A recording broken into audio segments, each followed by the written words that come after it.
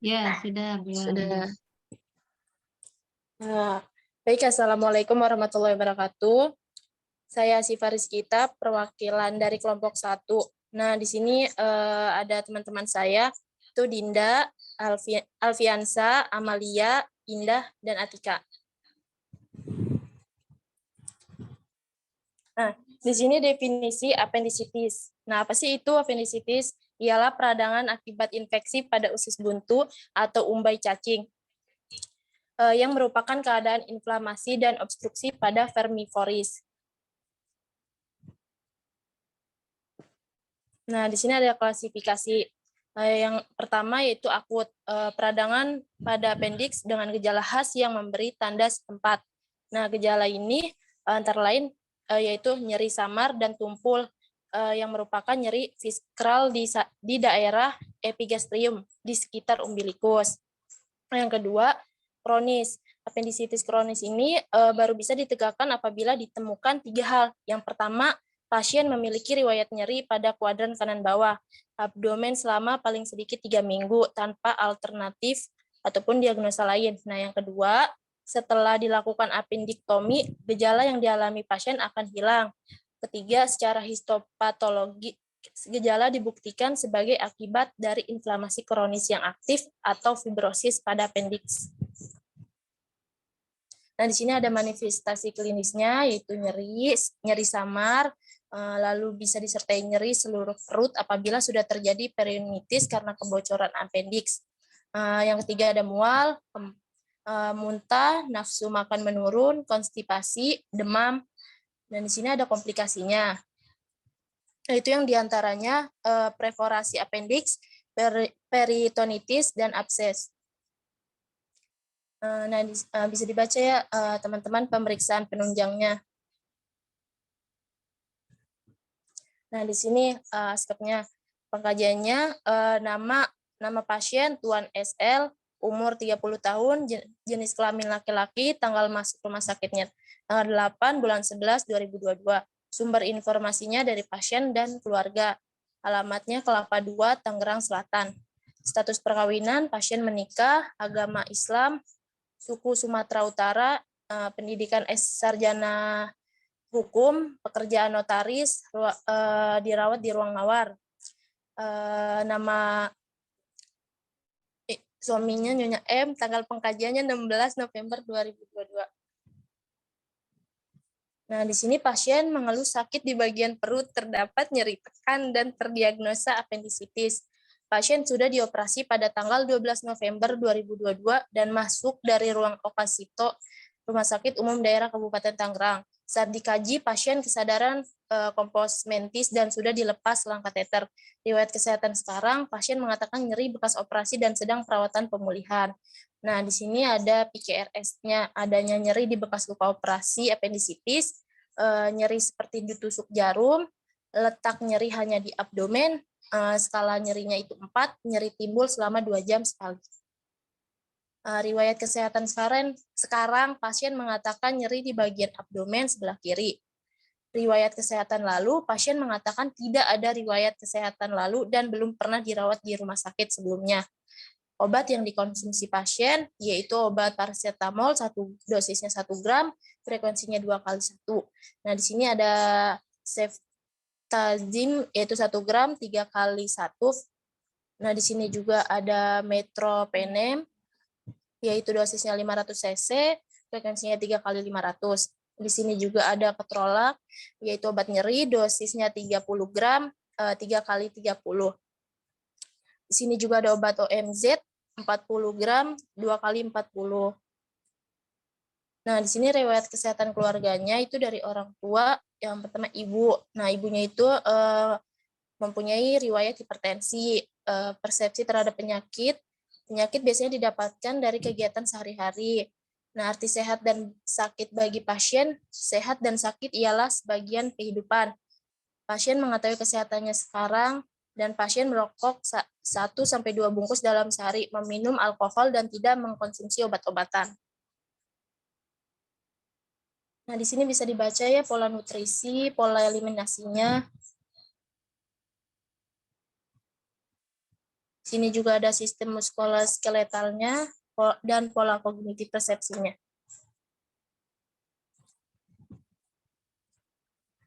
Nah, di sini ada pola peran hubungannya. Bisa dibaca ya, teman-teman, biar mempersingkat waktu. Nah, pemeriksaan fisiknya. Di bagian kepala dan rambut, itu kepala bulat, bentuk kepala bulat, simetris, tidak ada penonjolan pada tulang, warna rambut hitam, kulit kepala bersih, tidak ada nyeri saat ditekan, mata juga lengkap, simetris, kiri dan kanan, tidak ada pembengkakan pada kelopak mata, sklera putih, konjungtiva anemis, palbera tidak ada. Kornea jernih. Dan di sini hidung tidak ada pernafasan kaping hidung, posisi sputum di tengah, tidak ada sekret ataupun sumbatan jalan nafas, ketajaman penciuman dapat mengetahui bau. Dan ini pempis leher dan pemeriksaan toraks payudara dan ketiak. Bisa dibaca ya, teman-teman. Ini di bagian abdomennya terdapat luka operasi di abdomen dekstra. Tidak adanya perdarahan, bentuk abdomen cembung, tidak ada asites, palpasi, abdomen terasa lunak. Terdapat nyeri lepas pada MC dan Bernay. Suara abdomen timpani, bising usus 12 kali per menit. Di endokrinnya tidak ada pembesaran kelenjar tiroid, tidak ada nyeri saat ditekan, tidak ada hipoglikemia dan hiperglikemia. Tidak ada riwayat operasi tiroid. Nah, sini kesimpulan keadaan pasien. Pasien bernama Tuan L, umur 30 tahun, berjenis kelamin laki-laki, masuk rumah sakit tanggal 8 November 2022, didiagnosis appendicitis akut dan sudah dilakukan operasi pada tanggal 10 November 2022.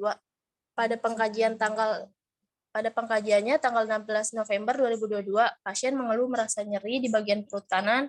Saat dikaji, nyeri terasa seperti ditusuk-tusuk, skala nyeri 4, nyerinya timbul setiap 1-2 jam sekali, dan pasien mengatakan tidak mampu berdiri karena masih ada luka operasi. Tekanan darah 130/80 mmHg, nadi 86 kali per menit, suhu 36,6 Celcius, RR-nya 22 kali per menit. Nah, baik, di sini ada analisa datanya. DS, pasien mengatakan nyeri di bagian perut, pasien mengatakan nyeri timbul 1-2 per jam. Adanya nyeri di bagian luka operasi, nyeri hilang timbul, abdomen dekstra dan nyerinya skala 4, hilang timbul 1-2 kali per jam. Nah, di sini interpretasi datanya yaitu invasi dan multiplikasi, yaitu terjadinya appendicitis, lalu terjadinya operasi, maka terdapat luka insisi, ujung syaraf terputus, nah, langsung pelepasan prostaglandin, spinal cord, dan korteks cerebri. Masalah keperawatan yang diangkat adalah nyeri akut berhubungan dengan agen luka operasi. Pasien mengatakan luka operasi di bagian perut terasa sakit. Nah, DO-nya terdapat luka post-appendicitis pada abdomen dekstra. Lebar luka kurang lebih 10 cm, kedalaman luka 1 cm. Warna luka kuning kemerahan dan tidak ada pus, luka terbalut rapi. Interpretasi datanya appendicitis, lalu operasi, terjadi luka insisi dan putusnya jaringan kulit, maka pembekakan atau kemerahan dan perdarahan, terjadilah gangguan integritas kulit. Masalah keperawatan yang diangkat, gangguan integritas kulit berhubungan dengan luka pasca operasi. Nah, di sini DS-nya pasien mengatakan tidak mampu berdiri dan berjalan sendiri. DO-nya pasien nampak aktivitas dibantu oleh keluarga. Interpretasi datanya appendicitis, operasi nyeri, lalu penurunan pergerakan, gangguan dalam aktivitas, maka terjadilah gangguan mobilitas fisik. Masalah keperawatannya adalah gangguan mobilitas fisik berhubungan dengan ketidakadekuatan aktivitas. Intervensinya, diagnosa keperawatan nyeri akut. SLKI-nya dalam waktu 3x24 jam, diharapkan tingkat nyeri berkurang dengan kriteria hasil. Keluhan nyeri menurun, meringis, pasien menurun, sikap protektif pun menurun. Sini psikinya, kita mengangkat diagnosa manajemen nyeri, intervensinya itu identifikasi lokasi, terus juga respon nyeri nonverbal, identifikasi faktor yang memperberat dan memperingan nyeri. Lanjut.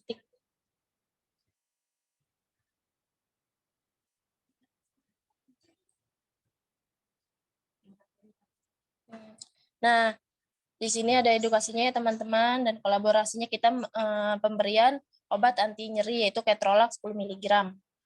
Dan edukasinya non farmakologis itu untuk mengurangi rasa nyeri, tarik nafas dalam. Di sini diagnosa keperawatannya yang kedua ada gangguan integritas kulit.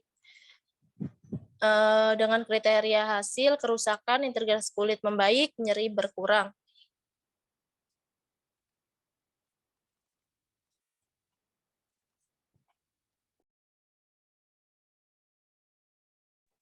Nah, intervensinya itu kita di sini anjurkan menggunakan pelembab, terus anjurkan terpapar suhu ekstrim, anjurkan membersihkan diri. Nah, di sini ada perawatan luka, monitor karakteristik luka, monitor tanda-tanda vital, lepaskan balutan secara perlahan, bersihkan dengan NaCl, bersihkan jaringan nekrotik, dan pasangkan balutan luka. Jangan lupa pertahankan teknik steril, dan ganti balutan sesuai jumlah eksudat dan drainase. Di sini ada diagnosa keperawatan gangguan mobilitas fisik.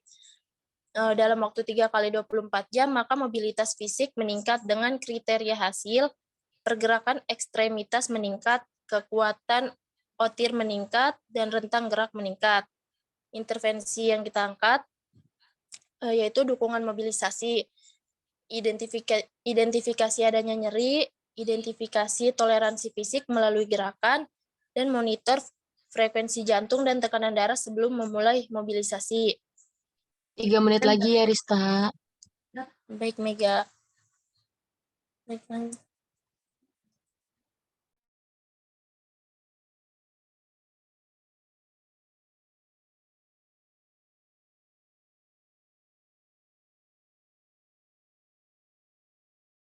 hasilnya apa? Di sini edukasinya itu adalah anjurkan melakukan mobilisasi dini dan ajarkan mobilisasi sederhana seperti duduk di tempat tidur dan duduk di sisi tempat tidur. Intervensi pendukungnya itu pengaturan posisi.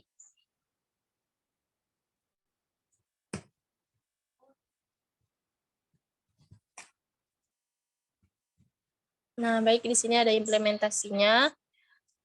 Mengukur TTV, mengidentifikasi lokasi, karakteristik, durasi, frekuensi, kualitas, dan intensitas nyeri.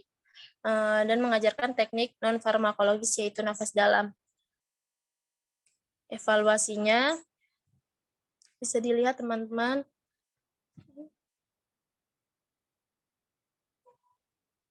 Kolaborasi di sini juga untuk nyeri akut dilakukan pemberian analgetik melalui IV, ceftriaxone, dan ketorolac. Di sini ada diagnosa keperawatan gangguan integritas kulit. Implementasinya itu mengidentifikasi penyebab gangguan integritas kulit dan memotivasi pasien agar merubah posisi. Evaluasinya, pasien mengatakan terdapat luka di bagian abdomen, DO-nya terdapat luka operasi appendektomi, dan DS-nya pun pasien mengatakan sudah bisa berjalan namun masih dibantu keluarga. DO-nya pasien masih lemah untuk berjalan. Nah, di sini Mas, gangguan integritas kulit itu monitor karakteristik luka, perawatan lukanya itu melepaskan balutan dan plester secara perlahan, membersihkan dengan cairan NaCl atau pembersih non-toksik sesuai kebutuhan, membersihkan jaringan nekrotik, dan memberikan madu yang sesuai ke kulit ataupun lesi. Lalu memasang balutan sesuai jenis luka, mempertahankan teknik steril saat melakukan perawatan luka, dan mengganti balutan sesuai jumlah eksudat dan drainase, lalu jadwalkan perubahan posisi setiap 2 jam atau sesuai kondisi pasien.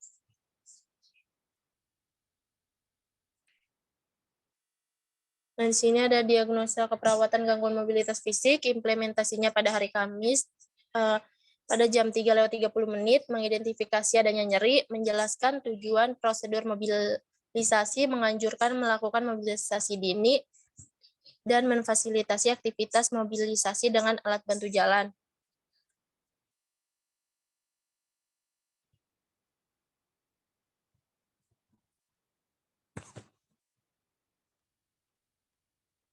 Simpulannya aja mungkin Atika. Langsung aja, Tik. Nah, langsung.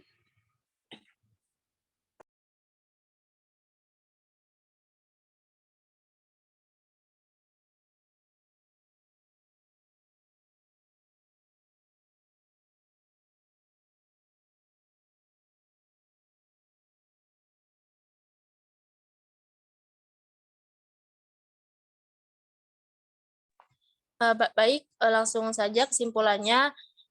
Di sini diagnosanya kan nyeri. Dilakukannya intervensi pemberian obat, yaitu obatnya ketrolak melalui IV, dan pasien mengatakan nyeri berkurang dan skala nyeri pasien 3.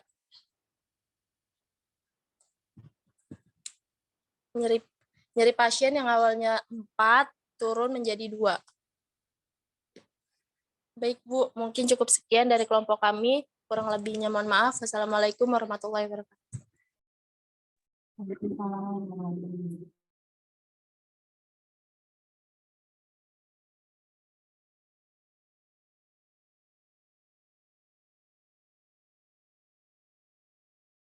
Baik, Bu, sekarang lanjut ke kelompok 6. Saya izin presentasi ya, Bu. Oh, boleh juga.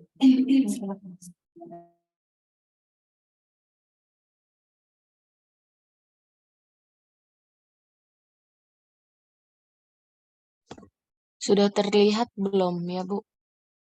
Ya, sudah. Sudah, baik. Bismillahirrahmanirrahim. Assalamualaikum warahmatullahi wabarakatuh. Perkenalkan, nama saya Megan Novianti Indolita. Saya perwakilan dari kelompok 6 di ruangan anggrek C. Asuhan keperawatan pada Tuan Z dengan ADHF pada ruangan anggrek C. Sini pertama alasan masuk rumah sakit itu pasien mengatakan sudah sesak selama 2 bulan. Keluhan utamanya itu pasien juga sesak dan saat ini pasien sudah pulang. Terus pasien mengatakan sesak nyeri di bagian leher sebelah kiri karena terdapat benjolan, nyeri hirang timbul dengan skala nyeri. Skala seperti ditusuk-tusuk jarum. Tekanan darahnya itu 115/72, nadinya 113 kali per menit, respirasinya 23 kali per menit, suhunya 36,6. Identitas pasien Tuan Z, umur 56 tahun, alamat Tanah Tinggi, pekerjaan serabutan, diagnosa medisnya ADHF, masuk rumah sakit itu tanggal 27 bulan 11 2022, tanggal pengajiannya itu 29 bulan 11 2022. Di sini ada analisa datanya, analisanya itu DS-nya itu klien mengatakan lelah dan sesak. Terus DO-nya klien tampak takikardi, nadi perifer klien teraba lemah, terus klien tampak gelisah, diagnosanya penurunan curah jantung. Terus kedua pasien mengatakan sesak saat beraktivitas, pasien merasa sesak beraktivitas, sesak dan mengeluh batuk. DO-nya terpasang O2 kanul nasal 5 liter, fase respirasinya lebih panjang daripada fase ekspirasi, pasien tampak sesak, terdapat penumpukan sekret, TD-nya 115/72, nadinya 113 kali per menit, RR-nya 23 kali per menit, suhunya 36,6. Terus diagnosanya kebersihan jalan nafas.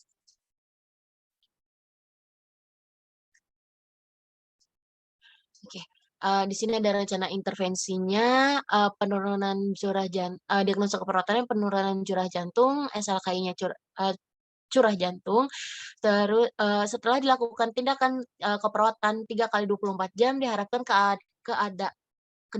keadekuatan jantung melompat darah meningkat dengan kriteria hasil kekuatan nadi perifer meningkat, takikardi menurun, lelah menurun, batuk menurun, tekanan darah membaik. Terus di sini ada observasi jantungnya, ada identifikasi tanda dan gejala primer penurunan curah jantung, terus ada identifikasi tanda dan gejala sekunder penurunan curah jantung, monitor tekanan darah, monitor intake dan output cairan.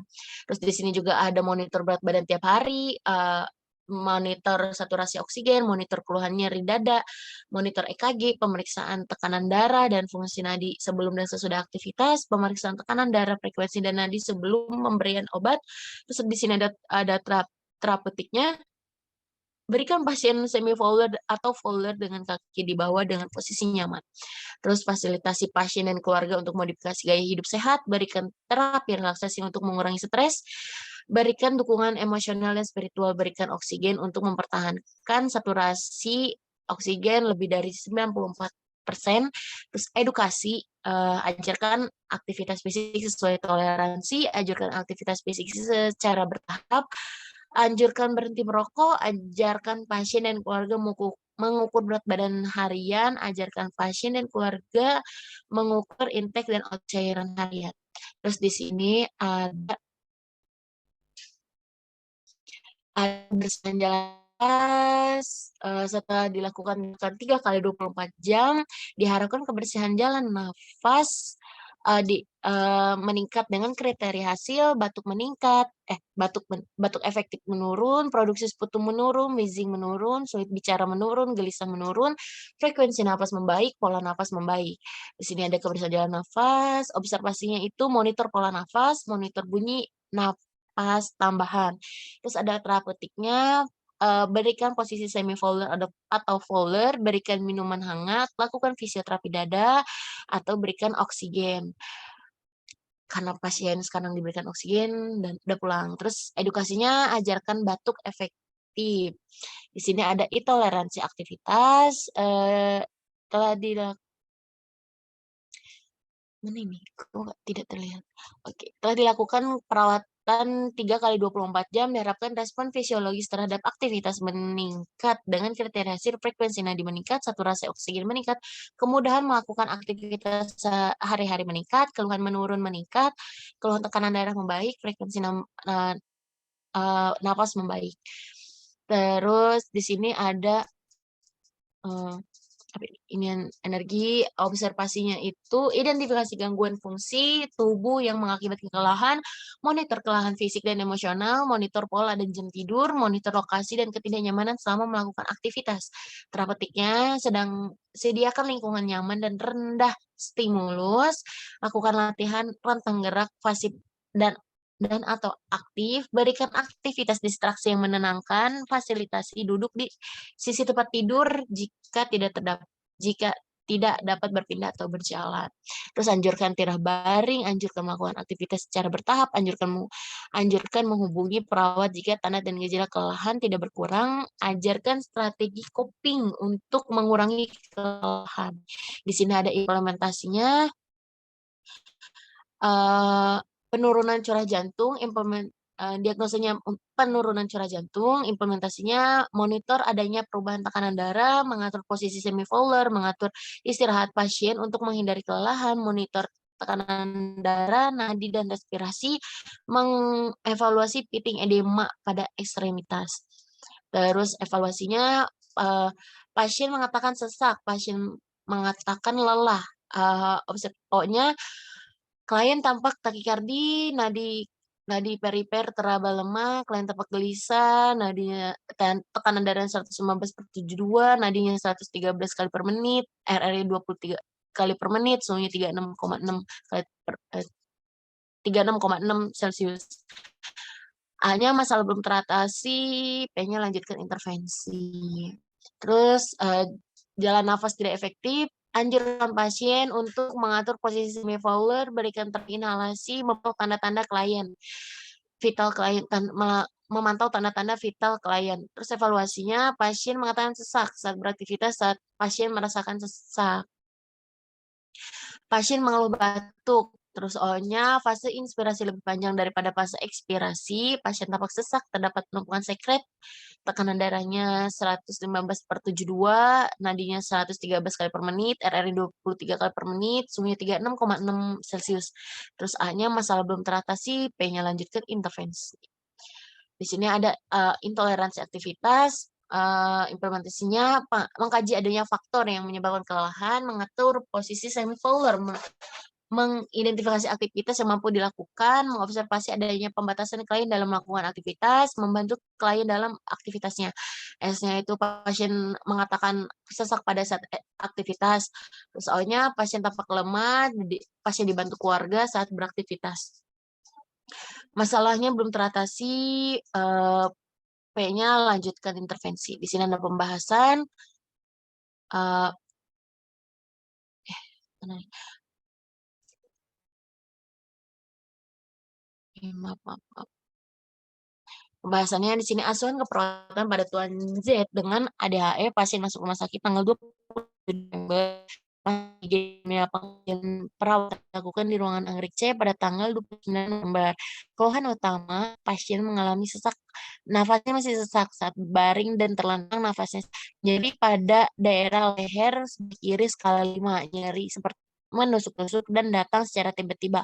Batuknya masih berdahak saat batuk, terasa sesak. Badan terasa lelah, sesak saat beraktivitas.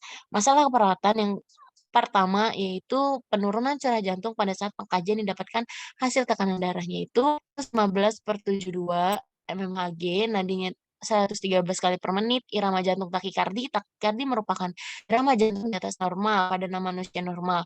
Uh, irama jantung dengan teratur sebanyak 60 kali 100 kali per menit. Takikardi terjadi apabila irama jantung lebih dari 100 kali per menit, baik itu irama teratur maupun tidak teratur. Jika irama jantung terlalu cepat, jantung tidak mampu memompa darah ke seluruh tubuh dengan baik. Selain itu, otot jantung juga bekerja lebih keras sehingga membutuhkan lebih banyak seluruh tubuh dengan baik. Selain itu, otot jantung juga bekerja lebih keras sehingga membutuhkan lebih banyak oksigen. Penyebab gagal jantung yang sering terjadi adalah penyakit hipertensi dan jantung koroner. Penurunan curah jantung terjadi akibat perubahan struktur dan fungsi jantung. Perubahan struktur jantung terjadi akibat proses kompensasi yang terus-menerus sehingga menyebabkan terjadinya remodeling. Remodeling merupakan hasil dari sel otot jantung yang mengalami hipertrofi dan aktivitas sistem neurohormon yang terus-menerus dengan melakukan dilatasi ventrikel atau hipertrofi otot jantung. Sel kemudian yang kedua itu FT.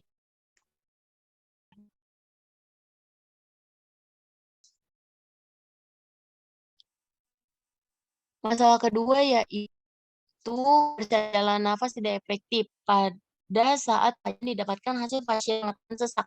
Pasien mengeluh fase inspirasi lebih panjang daripada fase ekspirasi, RR 23 kali per menit, SP 93%, bahkan tubuh dan berdahak mengakibatkan ketidakefektifan jalan nafas, ketidakefektifan kebersihan jalan nafas.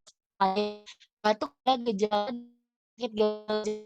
batuk batuk terjadi akibat pada bronkus dan penanganan pada bronkus oleh atom kiri yang dilatasi.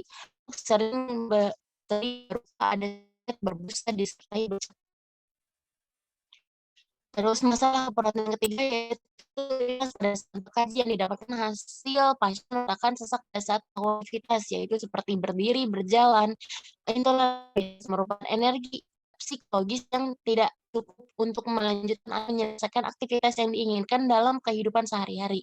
Ketidakcukupan energi ini mengakibatkan adanya penurunan aktivitas. Penurunan aktivitas biasanya dipicu oleh adanya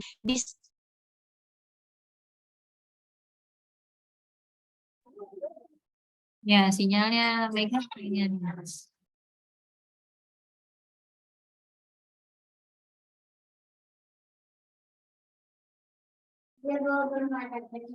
Keberatan ya, udah jadi udah jadi moderator, jadi Ibu. peserta juga. Iya, maaf ya, Bu. Tapi Lanjut udah ya, Bu. kayaknya ya. Dilanjut aja ya kelompok berikutnya ya. Kayaknya tadi udah juga. Oke, baik, Bu. Sekian dari saya, kurang lebihnya mohon maaf. Wassalamualaikum warahmatullahi wabarakatuh. Waalaikumsalam warahmatullahi wabarakatuh. 2 kelompok lagi ayo tetap semangat. Silakan berikutnya langsung. Ayo kelompok selanjutnya.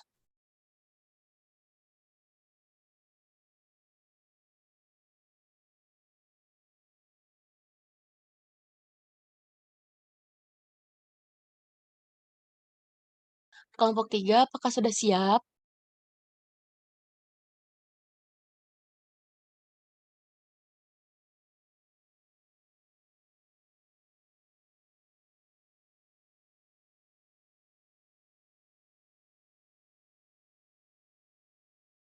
Mohon maaf Ibu, ada gangguan sedikit tadi.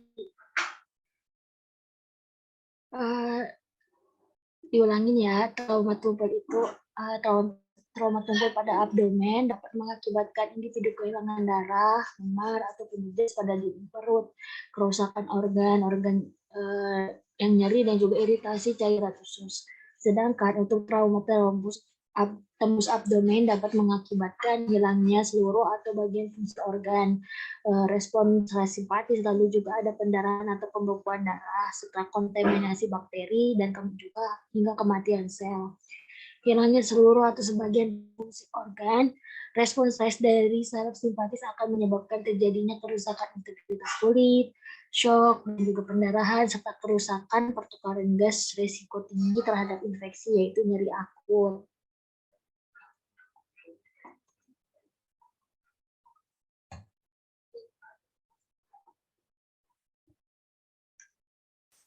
Nah, lalu di sini ada etiologi dan juga manifestasi dari laparotomi itu sendiri. Nah, etiologinya bagaimana sih sehingga dilakukannya laparotomi adalah disebabkan oleh beberapa hal berikut, yaitu trauma abdomen, bisa pun dari cedera fisik ataupun dari faktor lainnya. Lalu juga ada peritonitis, ada pedalan saluran cerna, serta sumbatan pada usus halus dan juga besar. Lalu juga misalnya ada massa pada abdomen atau adanya cairan ataupun hematom pada abdomen. Lalu untuk manifestasi klinik yang mungkin muncul adalah yang pertama adanya nyeri tekan pada area insisi pembedahan, lalu juga perubahan tekanan darah, nadi juga pernapasan, lalu juga ada kelemahan, gangguan integumen dan jaringan subkutan, konstipasi, mual muntah, dan sampai dengan terjadinya anoreksia. Lalu untuk pemeriksaan penunjang yang dapat dilakukan sebelum melakukan laparotomi itu sendiri adalah pertama adanya hitung darah lengkap, yaitu untuk adanya peningkatan HT awal menunjukkan adanya hemokonsentrasi sehubungan dengan perpindahan atau kehilangan cairan. Lalu untuk GDA yaitu penurunan saturasi oksigen penurunan PaO2 atau peningkatan PCO2. Kemungkinan terjadi pada retensi karbon monoksida atau juga asidosis terdapat terjadi sehubungan dengan penurunan ginjal dan kehilangan mekanisme kompensasi pernapasan. Lalu yang selanjutnya adalah pemeriksaan elektrolit serum, yaitu untuk melihat apakah kalium dapat meningkat pada awal sehubungan dengan cedera jaringan atau kerusakan yang terjadi dan juga penurunan fungsi ginjal. Lalu pemeriksaan yang selanjutnya adalah urin. Yang selanjutnya juga ada bronkoskopi dan juga EKG. Ini sekarang adalah keasuhan keperawatannya. Pertama di sini ada identitas pasien, nama pasiennya adalah Tuan R, usianya 39 tahun dengan jenis kelamin laki-laki, alamatnya berada di Jalan Meteorologi RT 002 RW 012 Kota Tangerang, untuk sukunya Jawa, pendidikannya SMA dengan diagnosa medis adalah untuk diagnosis yang sebelumnya adalah funusticum, namun sudah berubah menjadi ke laparotomi post laparotomi explore luka tusuk. Lalu untuk tanggal masuknya adalah 12 November 2022 dengan tanggal pengkajiannya adalah 14 November 2022 di ruangan Kemuning, dan keluarga yang bisa dihubungi adalah istri dengan nama istrinya adalah Nyonya L, pekerjaannya adalah IRT. Lanjut ke anamnesisnya, Untuk alasan masuk, pasien datang dengan keluhan nyeri hebat akibat luka tusuk pada perut dan juga mengalami pendarahan di abdomen. Lalu untuk keluhan utamanya, pasien mengatakan 1 hari yang lalu telah dilakukan tindakan operasi di bagian abdomen dan pasien mengeluh nyeri di area operasi abdomen. Nyeri rasanya seperti ditusuk dan nyeri dirasakan jika bergerak dengan skala 4 dan nyerinya dirasakan hilang timbul. Pasien mengatakan kesulitan bergerak karena akan merasa nyeri jika tersentuh atau bergerak.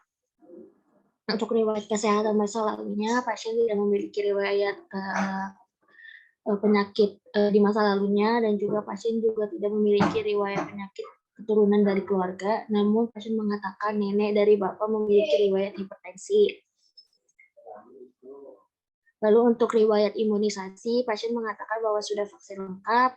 Pasien juga mengatakan tidak memiliki alergi baik obat-obatan, makanan ataupun hal lainnya. Di sini dapat dilihat untuk pola-polanya, di sini ada pola nutrisi, ada pola eliminasi, pola istirahat tidur, dan juga tanda-tanda vital.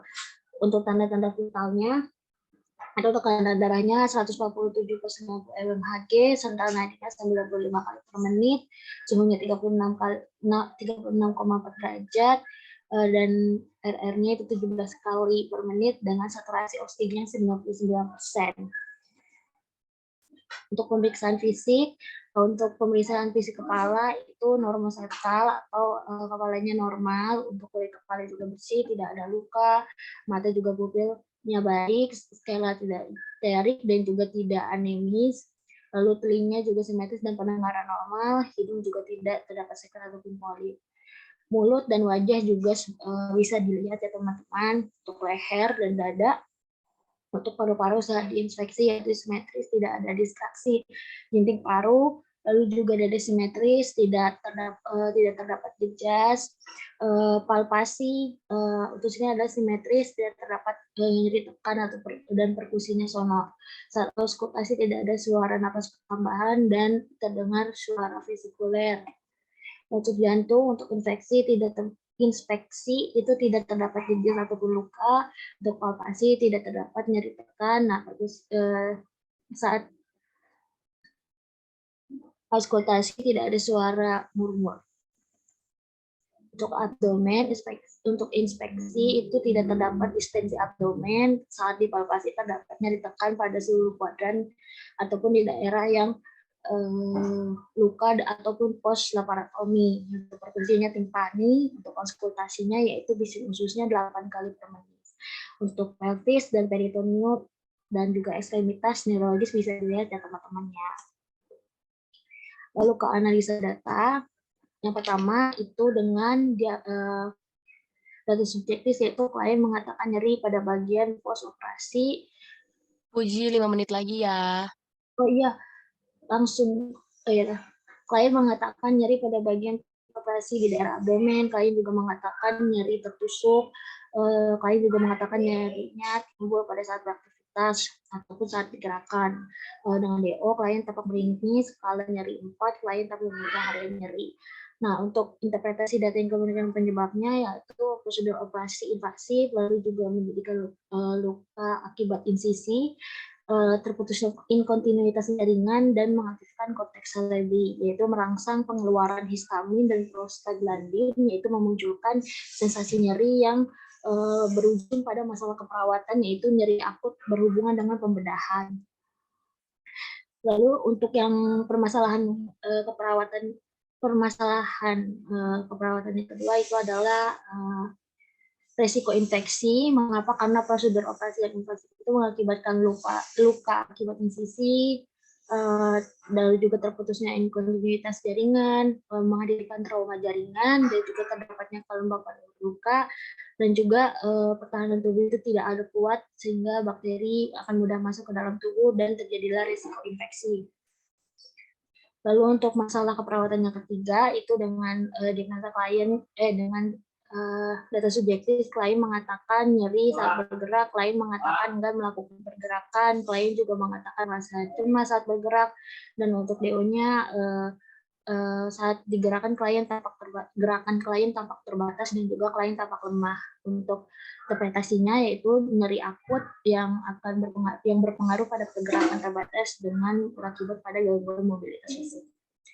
Untuk diagnosa prioritasnya, yang pertama ada yang nyeri akut berhubungan dengan pembedahan, lalu untuk yang kedua adalah risiko infeksi berhubungan dengan tindakan invasif dan juga gangguan mobilitas fisik berhubungan dengan nyeri.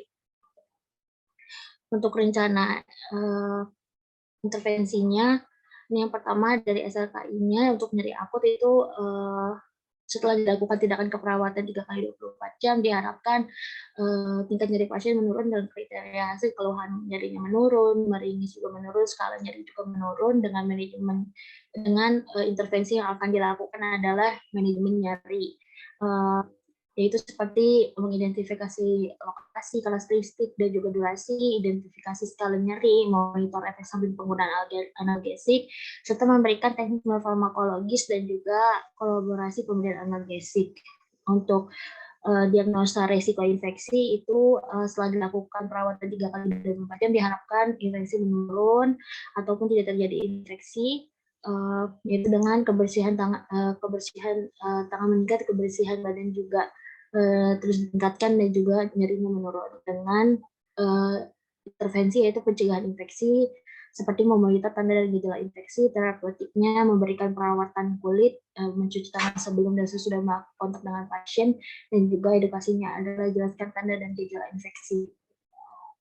Untuk diagnosa yang ketiga adalah gangguan mobilitas fisik, yang diharapkan adalah kecemasan juga menurun, gerakan terbatas membaik atau setidaknya dapat bergerak, lalu juga kelemahan fisik itu menurun atau kelemahan fisiknya itu semakin membaik dengan intervensinya yaitu dukungan mobilisasi seperti memberikan fasilitas aktivitas mobilisasi dengan alat bantu, lalu juga melibatkan keluarga untuk membantu pasien serta mengajarkan bagaimana pasien ini untuk bermobilisasi sederhana yang dapat dilakukan di tempat tidur maupun di tempat duduk. Untuk implementasi dan evaluasinya, kita melakukan selama 3 hari, yaitu dari tanggal 14, 15, dan 16, maka untuk menghemat waktu, itu maka akan langsung ke yang tanggal 16 saja.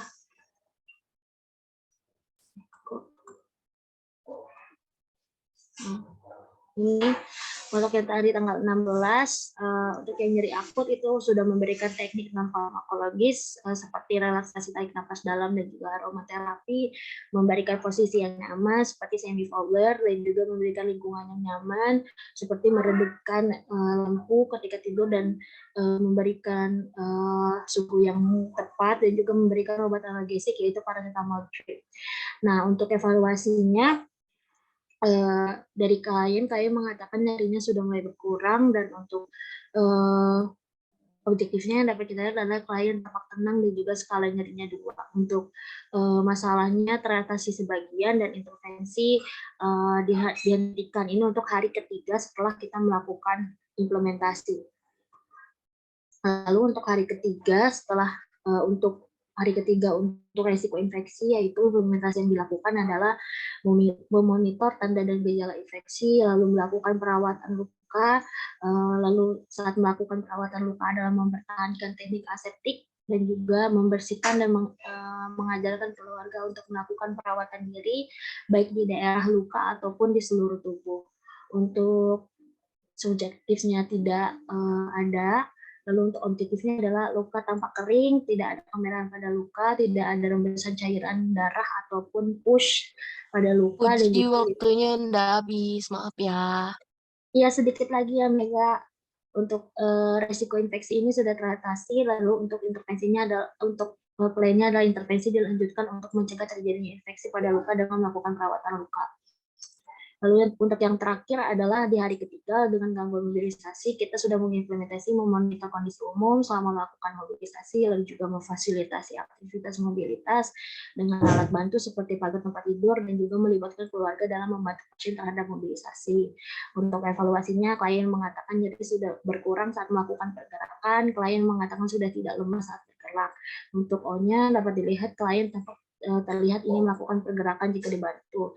Masalah teratasi sebagian, lalu untuk lainnya adalah melanjutkan intervensi dengan melibatkan keluarga dan membantu klien melakukan mobilisasi sendiri. Baik, terima kasih. Mungkin itu saja yang bisa saya presentasikan. Kurang lebihnya mohon maaf. Wassalamualaikum warahmatullahi wabarakatuh. Waalaikumsalam warahmatullahi wabarakatuh. Waalaikumsalam warahmatullahi wabarakatuh. Baik, kelompok 3, apakah sudah siap? Boleh presentasi untuk mempersingkat waktu.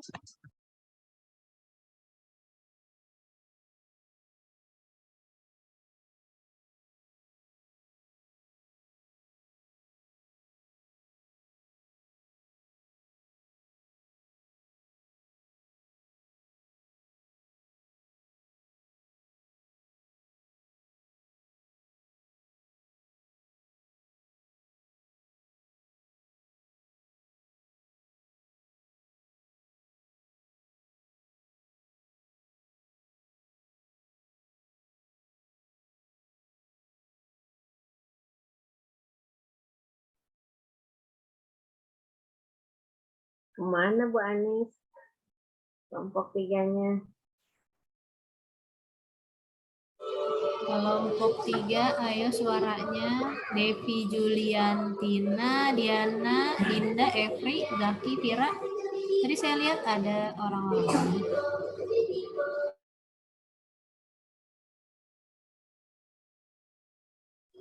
Zaki ada. Devi. Vira ada.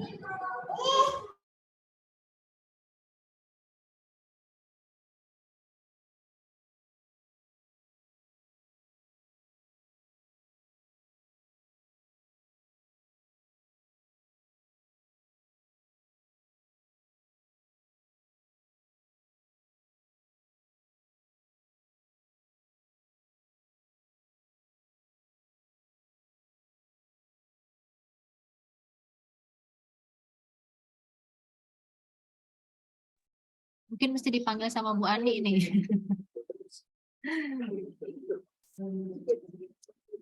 Yuk, ayo satu kelompok lagi, semangat sebelum Jumatan nih. Atau ada masukan tadi, ada yang ingin disampaikan? Ini tadi ada masukan dari Bu Yayah ya, khususnya untuk kelompok yang di ruang anggrek C, kelompok 6 ADHF ya tadi ya. Ini untuk proses keperawatan lebih mantap lagi, untuk sarannya lebih lengkap lagi dalam pengkajian pasien. Mungkin ini untuk semua juga ya, saya rasa ketika melakukan pengkajian, coba mengkaji lebih dalam lagi dan kalau misalnya tidak hanya satu penyakit, semua penyakit juga dimunculkan gitu. Kemudian sehingga pengkajian lengkap lebih akurat dalam menentukan masalah keperawatan. Untuk diagnosis diangkat juga nyeri saat pengkajian pun teman-teman didapatkan keluhan nyeri. Selain ADHF, pasien dirawat dengan massa paru dan terdapat benjolan di leher di atas clavicula. Oh, ini yang sempat ini juga ya didiskusikan juga ya.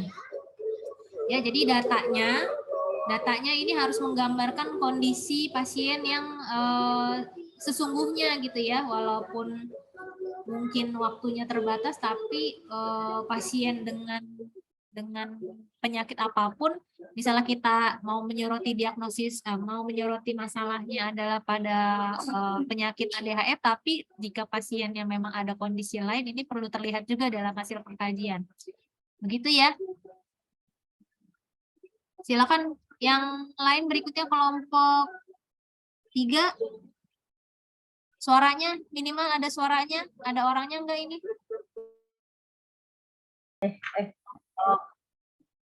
Masih dengar nggak? Ini saya lulus tes juga. Halo? Iya Bu, kedengeran Oh, Bu. iya. Tadi kelompok berapa ya yang ada appendix itu? Kelompok 1. Oh iya. Tadi kan diagnosanya ngangkatnya gangguan, ada salah satunya gangguan integritas jaringan. Mungkin masukan tadi lihat lagi definisi gangguan integritas itu apa ya. Karena kan ini pasiennya waktu dikaji post-op apa pre-op ya kelompok?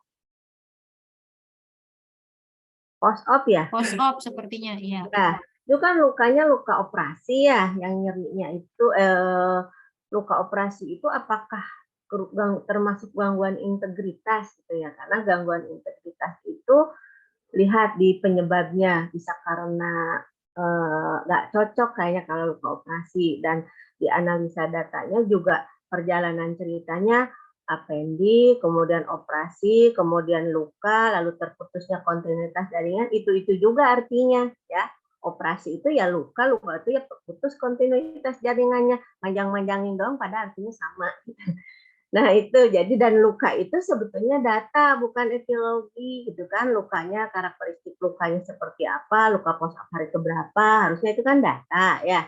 Kemudian habis putus kontinuitas, bengkak, merah dan perdarahan, itu juga data, bukan etiologi gitu. Jadi harusnya yang dijelaskan di etiologi itu adalah cerita dari kenapa jadi rusak integritas itu kan dari luka cedera fisik ya, gitu ya. Jadi yang dijelasin bukan kebalik-balik gitu antara data dengan etiologi. Jadi isinya etiologi itu data semuanya. Dan saya sih kurang setuju kalau angkat diagnosa kerusakan integritas, gangguan integritas. Baiknya dengan adanya luka operasi itu apa yang akan problem keperawatan yang mungkin muncul sehingga bisa dicegah oleh perawat gitu ya. Misalnya resiko infeksi. Jadi kalau kerusakan integritas kayaknya nggak cocok datanya. Karena bukan masalah metabolisme, bukan karena dekubitus, bukan karena itu. Lihat lagi ya, kemungkinan etiologinya nggak cocok. Dan data dianalisa datanya antara etiologi dengan data ketukar-tukar. Kemudian keduanya dia ngangkat diagnosa gangguan mobilitas fisik. Definisi gangguan mobilitas fisik itu kan keterbatasan gerak ya. Tapi datanya nggak ada bahwa pasiennya ada keterbatasan gerak, minimal ada ROM, ada kekuatan otot, nggak ada gitu ya, datanya nggak mendukung. Jadi kalau mengangkat diagnosa itu mendukung problem dan mendukung etiologi, datanya tidak lengkap gitu ya. Nggak ada kekuatan otot juga, lalu tiba-tiba memvonis bahwa itu gangguan mobilitas fisik. Padahal gangguan mobilitas fisik itu definisinya aja adanya keterbatasan gerak ekstremitas, itu nggak menunjukkan datanya. Jadi diagnosa integritas, diagnosa gangguan mobilitas fisik nggak cocok ya, gitu. Kalau toh nyeri pun, nyeri juga tadi ya, datanya juga ya itu aja sih, karena kesukaannya tuh diagnosanya gangguan mobilitas, nyeri itu aja gitu. Ya padahal ini dari post op itu banyak yang harus dicari diagnosa dampak, diagnosa komplikasi, kemungkinannya itu ya untuk yang kelompok apendi. Kemudian yang kelompok 6 tadi yang ADHDF ya, diagnosa sama tuh, mengangkat diagnosa gangguan mobilitas ya, kalau nggak salah ya. Padahal tadi datanya sama, tidak ada data terkait dengan ROM-nya, kekuatan ototnya, gitu ya. Nggak menunjukkan kenapa itu mobilitas fisik itu dijadikan data di diagnosa apa tuh tadi? Ada intoleran aktivitas nggak ya? Intoleransi aktivitas, ya. Ya. Ada, Bu. Mana kelompok 6 ya ada ya tadi. Iya, harusnya itu imobilisasi bagian dari data bahwa itu masalah intoleran. Karena kalau mengangkat diagnosa gangguan mobilitas fisik tersendiri, datanya nggak mendukung, gitu ya. Padahal dari diagnosa ADHDF itu bisa ke diagnosa resiko dampak ya, misalnya resiko perfusi koroner gitu, karena kan ketidakcukupan oksigen dan darah yang mensuplai itu bisa berdampak nantinya resiko ke perfusi koronernya gitu ya. Itu malah merem aja, padahal itu harus diantisipasi yang walaupun resiko gitu ya. Jadi ngangkat diagnosa itu overlapping, kalau intoleran diangkat juga, gangguan mobilisasi juga diangkat. Padahal mobilisasi itu dampak dari keletihan itu ya, gitu. Jadi dijadiin data aja mobilisasi itu, nggak usah diangkat tersendiri gangguan mobilisasi karena kurang mendukung datanya, nggak ada kekuatan otot, nggak ada keterbatasan ROM-nya, nggak ada datanya. Ya. Terus yang kelompok 3 ya, yang ada trauma abdomen ya, yang trauma tusuk ya. Diagnosa medisnya itu bukan post-op laparotomi. Laparotomi itu adalah tindakan medis. Ya, diagnosa medisnya adalah trauma abdomen atau pulmus puntum tadi ya. Gitu. Jadi diagnosa trauma abdomen, tapi waktu pengkajiannya sudah post-op laparotomi gitu. Sehingga laporan pendahuluannya adalah trauma abdomen. Gitu ya. Terus sama ngangkat diagnosa nyeri berhubungan dengan prosedur operasi, padahal diagnosa SDK itu ada juga cedera, agen pencedera fisik memang dalam kurung operasi, tapi sama tuh operasi kemudian luka lalu terputus kontinuitas, padahal itu artinya sama, di operasi itu ya ada luka ya terputus kontinuitasnya ya. Terus kebalik, harusnya dengan terputusnya kontinuitas itu kan ada respon histamin dulu, baru merangsang cerebral. Ini kebalik, ada rangsangan cerebral dulu, baru keluar ke histamin. Gitu. Tolong dibaca lagi konsep cedera selangnya. Terus diagnosa yang keduanya tadi sama, itu aja, resiko infeksi, post operasi, luka, kemudian putus gitu ya. Terputusnya trauma jaringan, lalu apa diagnosanya tadi? Resiko infeksi ya? Gak apa-apa sih itu. Cuman ini nih, yang gangguan mobilitas sama ya. Gangguan mobilitas karena nyeri tapi tidak ada data keterbatasan aktivitasnya itu. Minimal ada ROM atau kekuatan otot. Datanya nggak mendukung juga. Itu aja Bu Anis dari garis besarnya aja. Tadi saya banyak lupanya. Nggak nyatet. Terima kasih. Ya, baik. Terima kasih Bu Imas untuk masukannya. Semoga semuanya masih ini ya, masih standby dan bisa mencatat baik untuk masukan asuhan keperawatan pada kelompok maupun juga kasus-kasus individu yang selama ini sudah dikelola gitu ya. Karena walaupun stasenya sudah berakhir, tapi untuk penulisan ASKEP, pengelolaan ASKEP ini akan terus berjalan bahkan ketika kalian sudah lulus gitu untuk menjadi seorang perawat. Baik, kembali lagi. Tambahan iya. lagi tadi.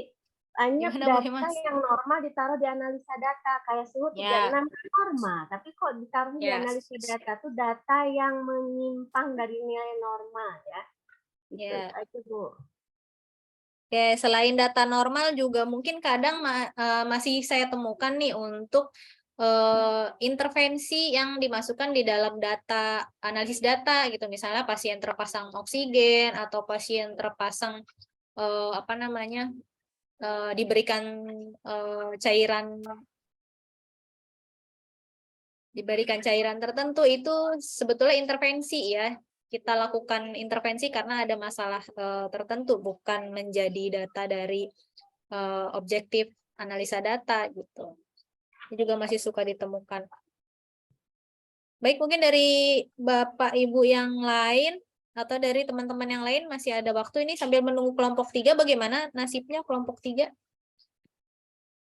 Assalamualaikum warahmatullahi wabarakatuh. Suara saya terdengar, Bu?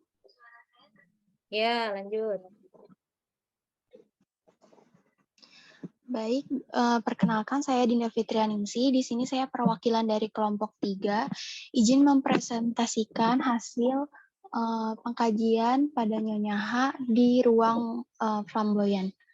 Untuk dari hasil pengkajiannya didapatkan nama pasien Nyonya H, usianya 45 tahun, jenis kelamin perempuan, keluhan utamanya klien mengatakan pusing dan lemas, riwayat penyakit sekarang klien mengatakan lemas dan pusing. Lemas dan pusing satu hari sebelum masuk rumah sakit. Klien hanya minum obat Sangobion. Klien merasa sesak napas sejak 6 jam sebelum masuk rumah sakit. Riwayat penyakit dahulu tidak ada. Selanjutnya dari hasil pemeriksaan fisik didapatkan tanda-tanda vital, keadaan umum tampak sakit sedang, kesadarannya kompos mentis, GCS-nya didapatkan nilai E-nya 4, visualnya 5, motoriknya 6, tekanan darahnya 90/60 mmHg, nadinya 40 kali per menit. Untuk status generalnya, mata konjungtivanya anemis, sklera icterus tidak ada, refleks pupil normal, isokor, edema, papilpebra, dan tidak ada THT. Untuk telinganya, sekret, tidak ada penumpukan sekret, tidak ada hiperpemis, tidak ada sekret pada hidung, tenggorokannya juga tonsil T1/T1, faring hiperferemis tidak ada, lidahnya atrofi papil lidah tidak ada, pada leher tidak ada pembesaran kelenjar getah bening, hasil toraks simetris, reaksi otot napas tidak ada. Selanjutnya, tidak tampak pulsasi ictus cordis teraba pada ICS 5, MCL sinistra, kuat angkat tidak ada, batas atas jantung ICS 2 sinistra, batas bawah jantung pada ICS 5, batas kanan jantung PCL dextra, batas kiri jantung MCL sinistra, ICS kelima, auskultasi didapatkan suara S1, S2, reguler, tidak ada suara murmur. Pada pulmonya inspeksi simetris saat statis dan dinamis, palpasinya vokal primitus, nilainya normal, lalu perkusinya suaranya sonor.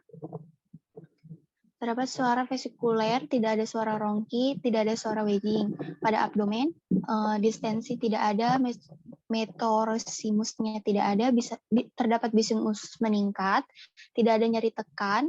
Pada hepar dan pada linen tidak teraba, perkusi undulasi tidak ada, shifting dullness tidak ada, nyeri ketok VA tidak ada, ekstremitas hangat, udema tidak ada. Lalu dari hasil pemeriksaan penunjang, hasil laboratorium pada tanggal 6 bulan 11 tahun 2022 didapatkan pemeriksaan hematologi nilai HB-nya itu 8,9 gram per DL, leukositnya 3,97, hematokritnya 26, dan trombositnya 360.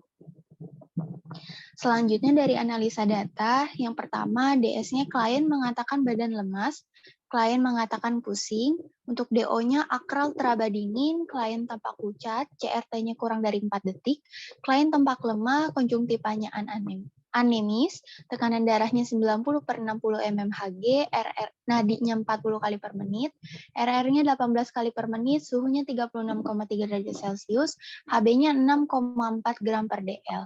Didapatkan diagnosa keperawatannya perfusi perifer tidak efektif. Lalu untuk analisa data yang kedua, DS-nya, klien mengatakan cepat kelelahan, klien mengatakan sesak napas saat beraktivitas, klien mengatakan makin sesak napas setelah melakukan aktivitas, klien mengatakan lemas. Untuk DO-nya didapatkan sianosis pada bibir dan hidung, klien hanya berbaring di tempat tidur, mobilisasi dibantu oleh keluarga, tekanan darahnya 90/60 mmHg. Untuk diagnosa keperawatan yang didapatkan yaitu intoleransi aktivitas. Untuk analisa data yang ketiga, DS-nya yaitu klien mengatakan masih pusing saat duduk dan berdiri secara mendadak, klien mengatakan lemah, untuk DO-nya klien tampak lemas, ADL dibantu oleh keluarga, tekanan darahnya 90/60 mmHg, RR-nya 18 kali per menit. Diagnosa keperawatan yang diangkat yaitu resiko jatuh.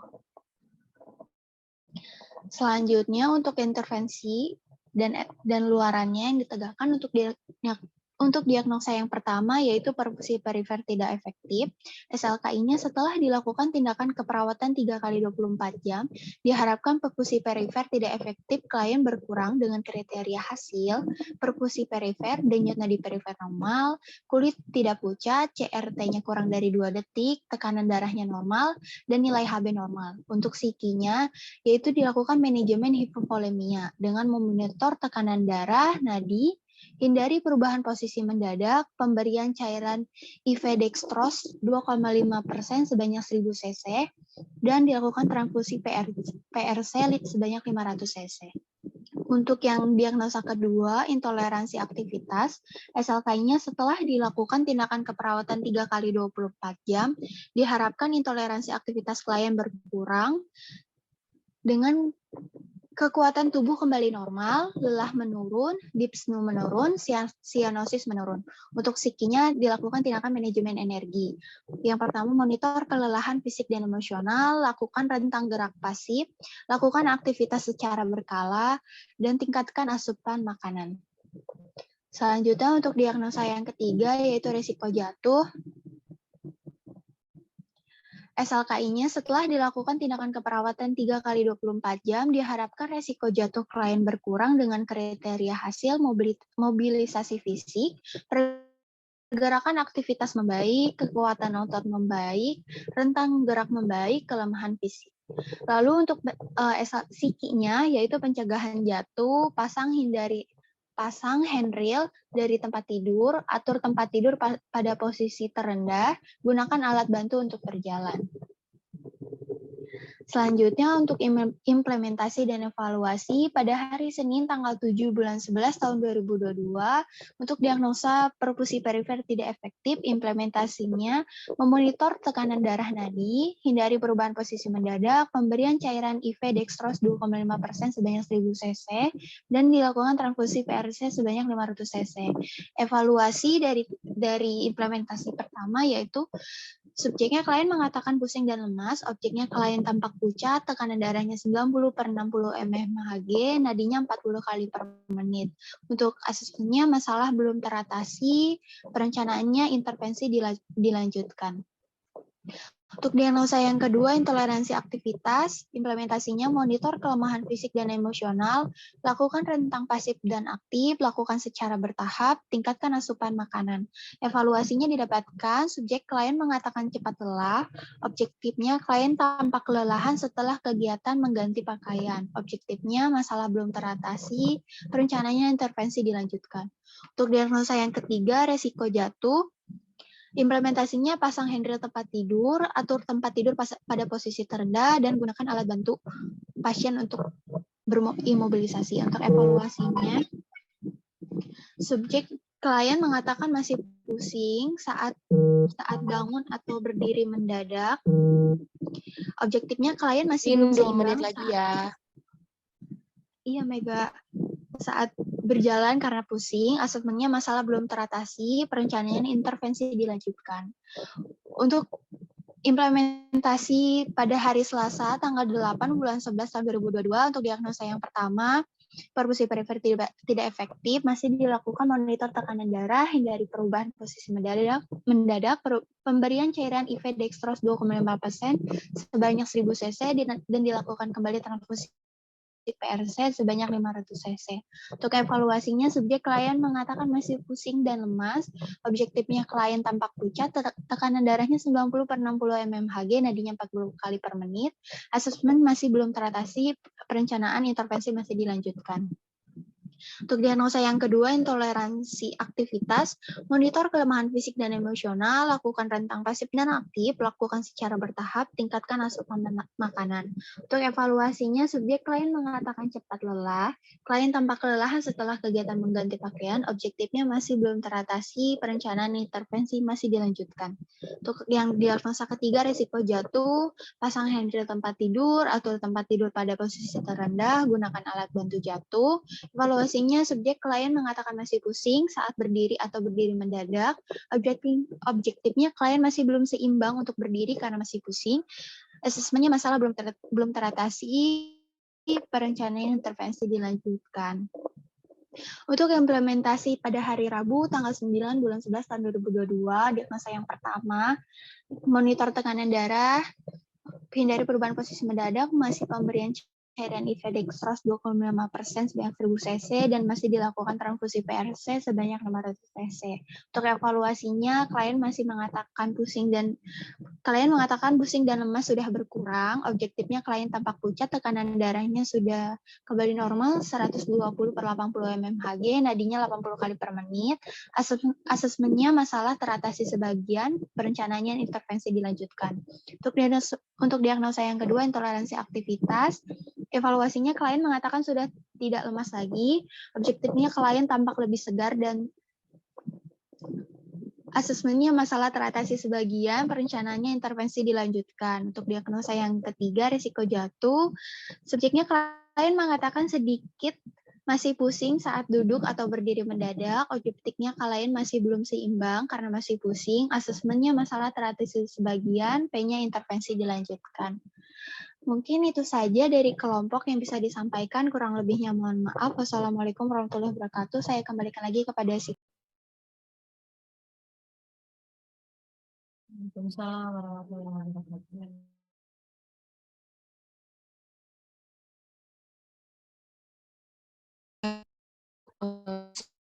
Kelompok sudah kelar, mungkin yang mau bertanya atau ada yang menambahkan dan masih kelompok.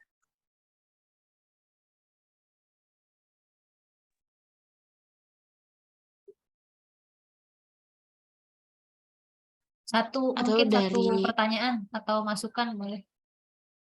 Ya, baik Bu. Ya, baik.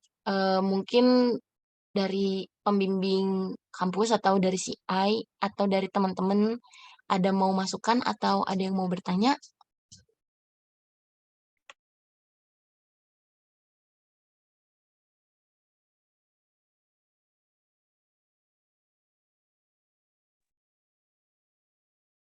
Dari saya tadi mumpung ngelihat ya, karena tadi ngelihat itu untuk yang kelompok terakhir yang anemi, kan tadi diagnosisnya untuk gangguan perfusi perifer ya. Tadi ada evaluasinya, nadinya 40 kali per menit, apa memang bradikardi atau bagaimana dari kelompok?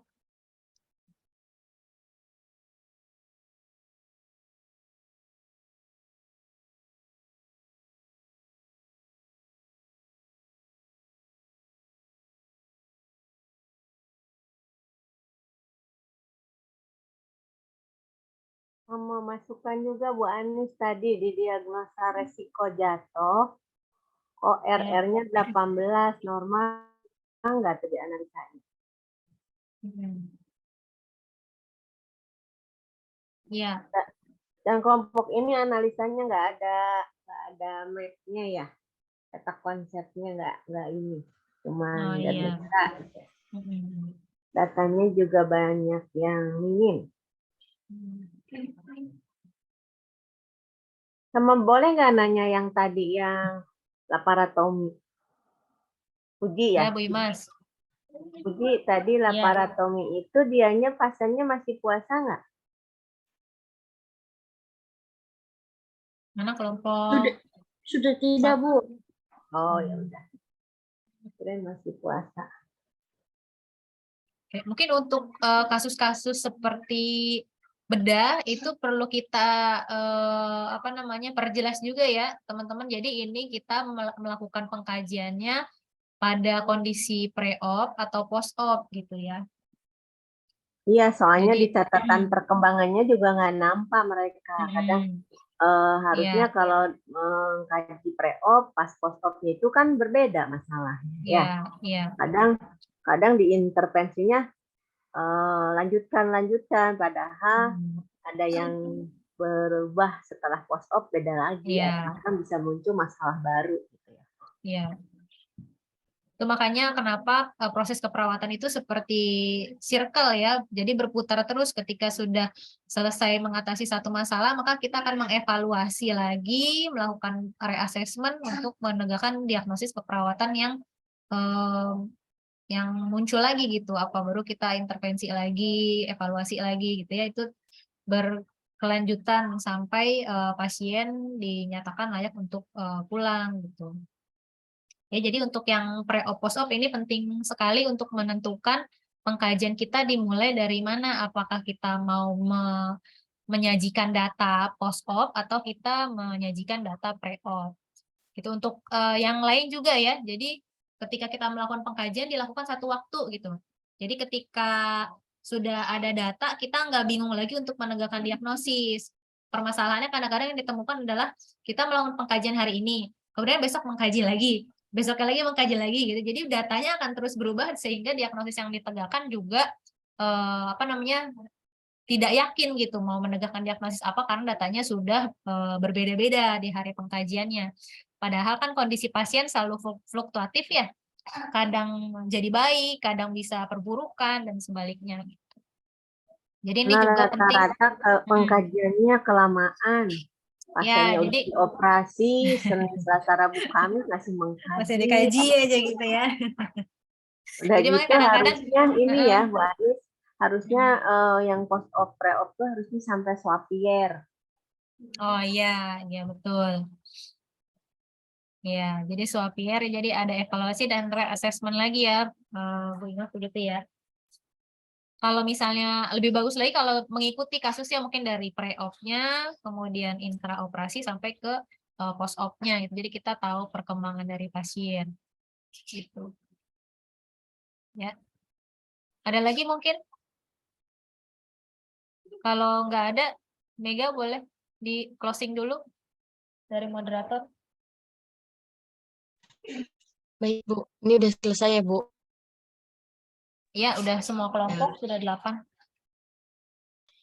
Baik, terima kasih teman-teman semuanya kepada si A, kepada Bapak Bimbing dosen juga, dan kepada Anissa menyempatkan waktunya. Kurang lebihnya mohon maaf dari saya. Mungkin banyak kekurangannya dari kelompok kita masing-masing. Kurang lebihnya mohon maaf. Alangkah baiknya kita mengucapkan alhamdulillah. Alhamdulillahirrahmanirrahim. Ya, kurang lebihnya mohon maaf dari saya. Wabillahi taufiq wal hidayah. Wassalamualaikum warahmatullahi wabarakatuh.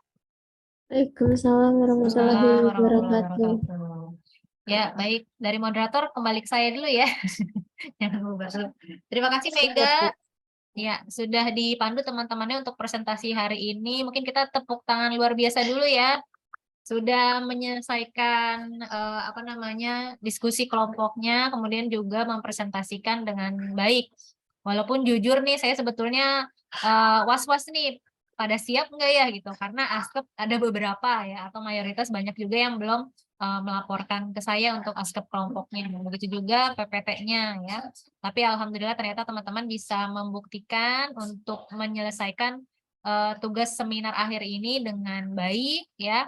Mudah-mudahan juga ada pemahaman baru ya. Tadi masukan-masukan dari para CI, pembimbing gitu ya, itu sangat membangun sekali untuk pengelolaan ASKEP teman-teman semua di stase-stase berikutnya. Bahkan mungkin mudah-mudahan bisa menjadi bekal untuk teman-teman menjadi seorang perawat yang profesional. Ya, tentunya jangan berpuas hati dengan di ujung stase PPKMB ini, kemudian juga dengan seminar akhir ini ya, karena proses belajar tentunya diharapkan terus-menerus supaya selalu menjadi supaya menjadi lebih baik ya ke depannya, seperti itu. Untuk PPKMB sendiri, besok hari terakhir sudah disiapkan untuk ujian tulisnya. Alhamdulillah hari ini bisa selesai semua untuk presentasi 8 kelompok ya. Ini rekor loh, tepat waktu gitu untuk presentasinya. Ternyata kita bisa menyelesaikan presentasi setengah hari dengan 8 kelompok ya. Tuh, karena biasanya 6 kelompok tapi sampai siang gitu ya. Alhamdulillah karena teman-teman tepat waktu dalam menyajikan ASKEP kelompoknya. Namun tentu ada perbaikan ya, perlu ada perbaikan seperti pembahasan. Tadi hanya sedikit kelompok yang sudah mempresentasikan pembahasan yang dilakukan oleh kelompok.